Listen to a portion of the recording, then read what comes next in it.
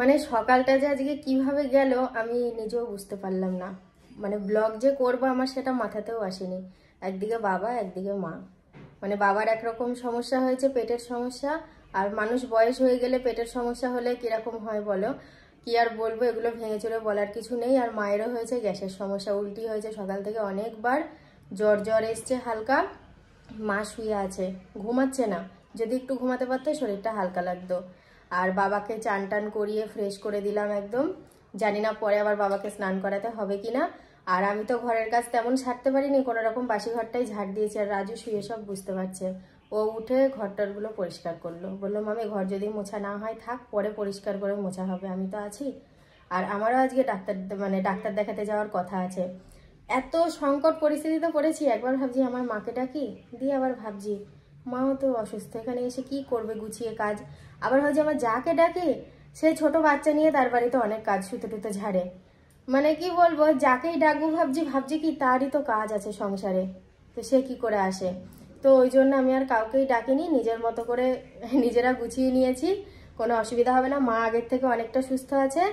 আর বাবাও মোটামুটি ভালোর দিকে। সকালে রান্না বান্না কিছু করিনি, মা বাবাকে তো আমি সকালে আজকে খেতে দেবো না, দুপুরে দেবো খুব হালকা খাবার। আর আমাদের জন্য, আমরা সুস্থ আছি, আমাদের জন্য ভালো কিছুই রান্না হবে। কারণ সায়ন না অন্য কোনো তরকারি খেতে চায় না, রাজুও তাই। ওরা তো ধরো মাংস সবসময়, আর সায়নের মাংস হলে অন্য কিছু চাই না। তো ভাবছি আজকে বাকিদের জন্য মাংসই হবে, আর মা বাবার জন্য হালকা খাবার হবে। ঠাকুরের থালাগুলো মেজে আমি এখানেই রেখেছিলাম, দুই ঘরের দুই জায়গায় আলাদা করা। তো প্রথমে আমি আমাদের পুরনো ঘরে পুজো দিয়ে নেব, তারপরে ওই ঘরে যাব। আর এদিকে দেখো কত কাজ ছাড়া হয়ে গেছে, রান্নাঘর পরিষ্কার করে লেপা পোছা কমপ্লিট। আর ওদিকে বাজারালা এসেছিলো, আলুও নিয়ে নিয়েছি। শুধু করিনি একটা কাজ, কি কাজ সেটা তোমরা বুঝতেই পারবে, সেটা হলো জামা কাপড় কাচা। আসলে আজকে রোদ্দুর উঠলেও কাচিনি, তার কারণ হচ্ছে যে রোদ্দুরের তো ভরসা নেই, কখন মেঘ কখন বৃষ্টি। আর মায়েরও শরীরটা খারাপ, মায়ের শরীর ভালো থাকলে আমি কেচে মেলে দিই, মা একদম দায়িত্ব করে শুকিয়ে তুলে নেয়। তো এই ঘরে দেখো পুজো দেওয়া হয়ে গেছে, এবার আমি ওই ঘরে যাব। এই ঘরে দু জায়গায় ঠাকুরের আসন আছে, এটা হচ্ছে আগের ঠাকুরের আসন, আর ওই দিকটা নতুন করে পেতেছে। আর আমাকে একটু দেখে নাও, এই ঘরে অনেক দিন পর ভিডিও আসলো বলো। আসলে কাকলি নেই তো, কিছু কিছু দরকারের জন্য আমাকে আসতে হচ্ছে। আমাদের মনসা গাছটা কিন্তু বেশ বড় হয়েছে, দুর্গাপুজোর সময় যখন ঠাকুর বিসর্জন হবে তখন এটাকে তুলে ওই ঠাকুরের সাথে দিয়ে দেওয়া হবে।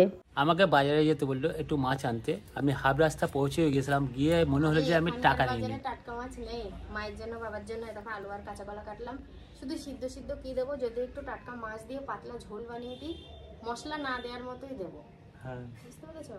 আর আমার তো বেরোনোর কথা ছিল এবেলায় যাচ্ছি না, দুপুরবেলা। রাজু আমাকে এক্ষুনি বললাম আমি রান্না করে রেখে যেতে হবে না, আমি করে নেবো। ওকে কুটে বেটে ব্যবস্থা করে দিয়ে গেলে রান্না করতে পারতো। যে আমি দেখলাম আমি যখন ওবেলায় যাচ্ছি আমি নিজেই রান্নাটা করি। আর মায়েরও শরীরটা খারাপ, একদিকেই ভালো হলো ওবেলায় যাওয়াটা হবে। তো আজকে রান্না কি কি হবে? আজকে পটল এই যে কুচাচ্ছি, ভাজা করব পেঁয়াজ লঙ্কা দিয়ে। আর মা বাবার জন্য হবে কাঁচা কলা আলু দিয়ে জ্যান্ত মাছের পাতলা ঝোল।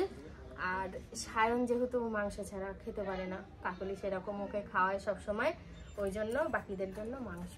এতদিন চাল আনে আমি তোমাদেরকে শেয়ার করি না, কি সাংঘাতিক চাল নিয়ে এসেছে গো আমার কর্তা। আমার দেখে মাথা খারাপ হয়ে যাচ্ছে। আমি কি মোটা চালের ভাত খেতে পারি না সেটা বলছি?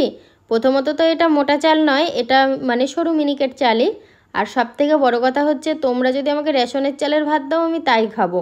মানে তোমাদের দেওয়ার কথা বলছি না, আমি খেতে পারি রেশনের চালের ভাত, তাতে মোটা হোক লাল হোক গন্ধ হোক কোনো ব্যাপার না। কিন্তু চালের মধ্যে যদি কারি পোকা আর কাকড় থাকে না, মানে কাকড় থাকলেও ঠিক আছে, কারি পোকা থাকলে আমি নিতে পারি না বিষয়টা। তো চাল এনেছে সব কারি পোকায় ভর্তি। এখানে মা আর বাবার জন্য আলু কাঁচা কলা দিয়ে টেলটেলে ঝোল বানিয়ে ফেলেছি। আর এখানে দেখো ভাত হয়ে গেছে, রান্না কমপ্লিট হয়ে গেছে, সেটাই তোমাদেরকে শেয়ার করছি।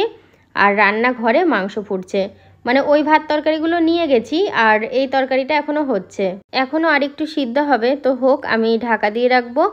আর আজকে খুব বেশি তেল মশলা দিইনি, যতটুকু না দিলে নয়, একটু হালকা করেই রান্না করার চেষ্টা করছি। তরকারিটা হতে থাকুক, চলো ততক্ষণ একটা জিনিস দেখাই তোমাদেরকে। আর দেখাতে গেলে বাড়ির ভিতর থেকে হবে না, তো সেই জন্য আমার সাথে তোমাদেরকে বাইরে নিয়ে যাচ্ছি। চলো, এই দেখো ইট চলে এসেছে, ইট নামাচ্ছে এখানে। উঠোনটা সোলিং হবে তো সেই কারণে ইট নেওয়া হলো। খুব তাড়াহুড়ো করে আমি সমস্ত কাজ সেরে নিয়েছি, আমার ডাক্তার দেখাতে যাওয়ার সময় হয়ে এসেছে, আর নিজের জন্য খাবারও বেড়ে নিয়েছি। আর এখানে দেখো সবার জন্য খাবার বেড়ে রেখে দিয়েছি। একটা সায়ন, তারপরে সায়নের পরে না সোহিনীর নামটা বেরিয়ে আসে, সায়ন, রাজু, এমনকি আমার কর্তারও। 2:20 বাজে। বাসে গেলে কিন্তু টাইম মতো ডাক্তার পাওয়া যাবে না, অনেকটা লেট হবে, দাঁড়াতে দাঁড়াতে যাবে, ওই জন্য সে স্কুটি করেই যাওয়া হচ্ছে। নাহলে আমার ইচ্ছা ছিল যে আজকে বাসে যাব।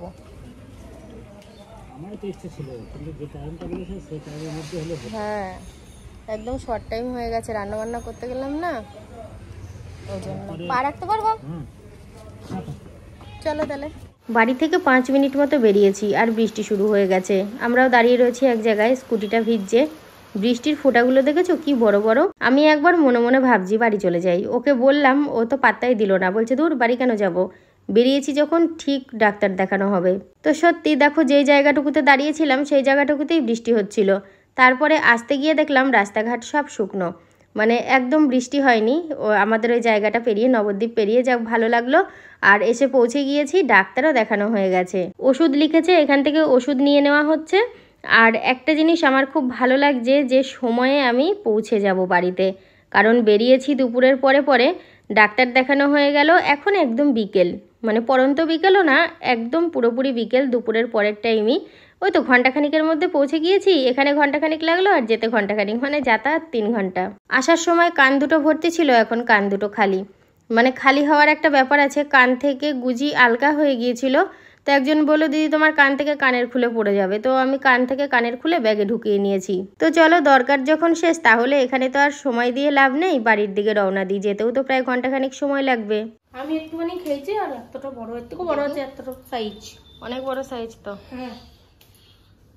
তোর বড় মামি দেখেছিস ঝাঁট দিচ্ছে, বললাম তোমার ঝাঁট দিতে হবে না, আমি চলে এসেছি, আমি সব করে নেব। আমি দিদিকে ফোন করেছিলাম, এই প্রকাশ তুই তো বেড়াতে গিয়েছিলি।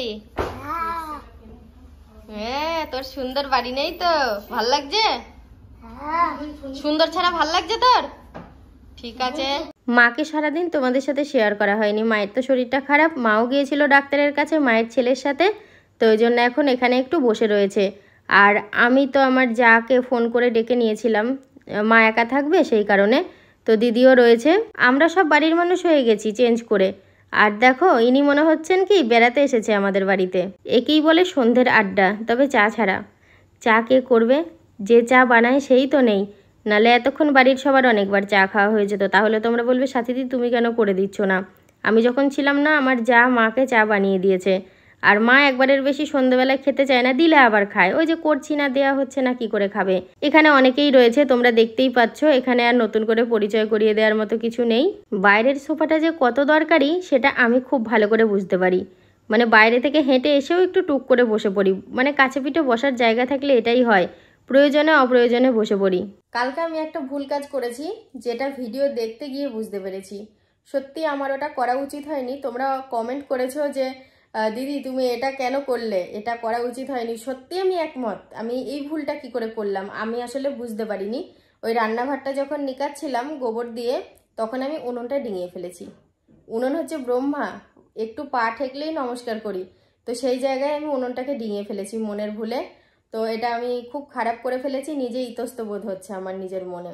কি করা যাবে, মানে পরে যাতে এরকম ভুল না হয় আমি নিজে খেয়াল রাখবো। তো দিদি এসেছিল, তো বাড়ি চলে গেছে, রাতও হয়েছে একটু, মাকে খাবার দেবো, বাবাকে খাবার খাওয়ানো হয়ে গেছে। আর আরেকটা কথা, আমি কালকে জানতে চেয়েছিলাম যে পিঠে ছুলি হয়েছে, তোমরা একটু আমাকে হেল্প করো। সত্যি তোমরা আমার পাশে আছো গো সবাই, তোমরা অনেকে অনেকে অনেকে অনেক কিছু লিখেছো, তো আমি ট্রাই করব। সব কিছু তো ট্রাই করা যায় না, তার মধ্যে থেকে আমি যেটা মনে করব সেটাই ট্রাই করব।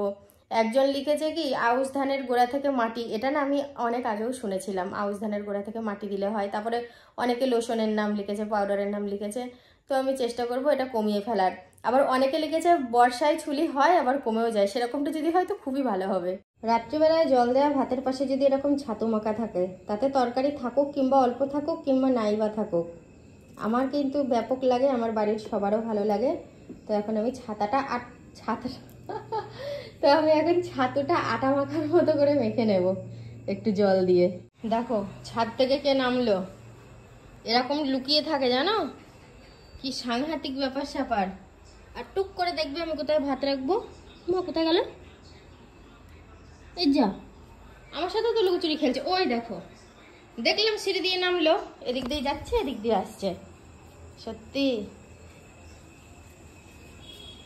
আবার ঠিক চলে আসবে এক্ষুনি। যদি একটু বৃষ্টিটা কমে গিয়ে যদি রোদ ওঠে তাহলে কিন্তু আমাদের বাড়িতে সোলিংটা করা হতে পারে, কারণ এই বৃষ্টির কারণের জন্য সোলিংটা আটকে আছে এবং নারকেল গাছটা কাটার অপেক্ষাও করছি। মানে বৃষ্টিটা থামলে এই দুটো কাজ পরপর হয়তো হয়ে যাবে। তা আমি এখন একটুখানির জন্য বাইরে ছিলাম, বাইরে থেকে কিছুক্ষণ আগে একটুখানির জন্য না, অনেকখানির জন্য বাইরে ছিলে? এই কিছুক্ষণ, বেশিক্ষণ নয়, ঘন্টা খানিক হবে, 11টার বেশি বাজে এখন। যাই হোক হবে। এই বাড়িতে আসলাম, এসে এখন দেখলাম যে সাথী মানে পান্তা ভাত ছাতু মেখে খাওয়া দাওয়া করছে। আর আজকে রাতে কিন্তু খাবার কিন্তু ওই ছাতুই বরাদ্দ আছে, ছাতু দিয়ে লেবু মেখে ভাত খেতে হবে আজকে। তোমার কি মনে আছে কি গো?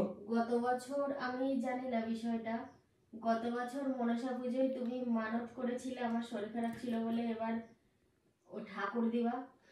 হ্যাঁ, যেটা আমি সাথীকে বলতেও ভুলে গেছি। আমি আজকে গ্রামের ছেলেরা আজকে এসেছিল, এসে বলেছে দাদা বলেছিল বৌদির শরীর খারাপ, শরীর ভালো হলে ঠাকুর দেব।